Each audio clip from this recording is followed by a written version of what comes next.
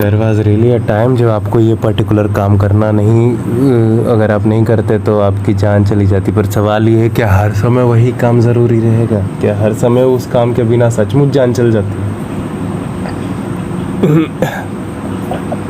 कोई भी काम हो, कोई भी काम हो, क्या सचमुच उसके बिना मर जा रहे हो?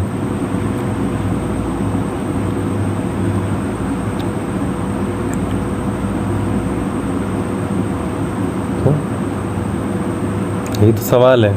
कई दफ़ा तो अब ये होने लग जाता है कि इस वक्त वो काम हज़ारों साल से चलता रहता, इस वक्त तो परेशानी हो चुका है, कष्ट हो चुका है।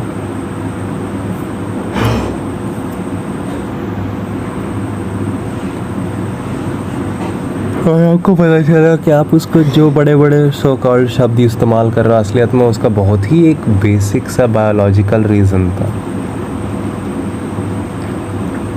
या फिर एक बहुत ज़्यादा इकोनॉमिकल रीज़न था।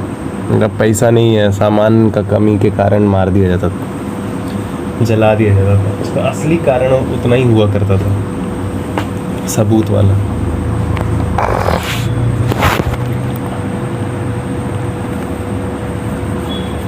वो जो शादी करके जाती थी वो इसीलिए था क्योंकि मस्कुलर पावर नहीं था उसके पास, और खेती पे ही उस वक्त सब कुछ चलता था। तो खेती, जब इंसान रह की जगह सेटल होने की जगह जब खाना बदोश था, ठिकाना बदोश था, तब उस समय शादी जैसा उस तरीके से शादी कभी होती भी नहीं थी जिस तरह अब कर दी गई।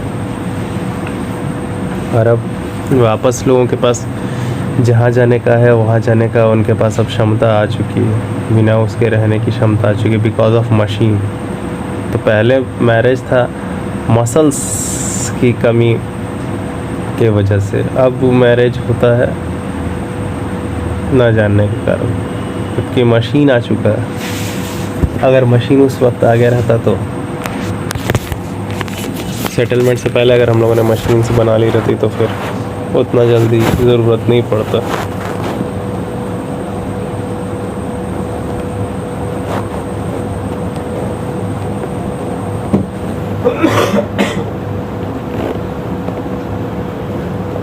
तो अगर कोई मर्द औरत पहले रिप्रोड्यूस करने का ट्राई करता था, बच्चा और साथ रहने का करता था, तो ये इस वजह से बोला था कि देखो लड़की को भेज दो उस तरफ, क्योंकि अगर लड़का अपना ज़मीन छोड़ के आके इसके साथ रिप्रोड्यूस करेगा, बच्चा पैदा करेगा, सेक्स करेगा, तो उगाएगा क्या, खाएगा क्या, अपना घर तरफ का ज़मीन बचाएगा क्या, कैसे लड़ बढ़ के? इस वजह से भेज दिया था।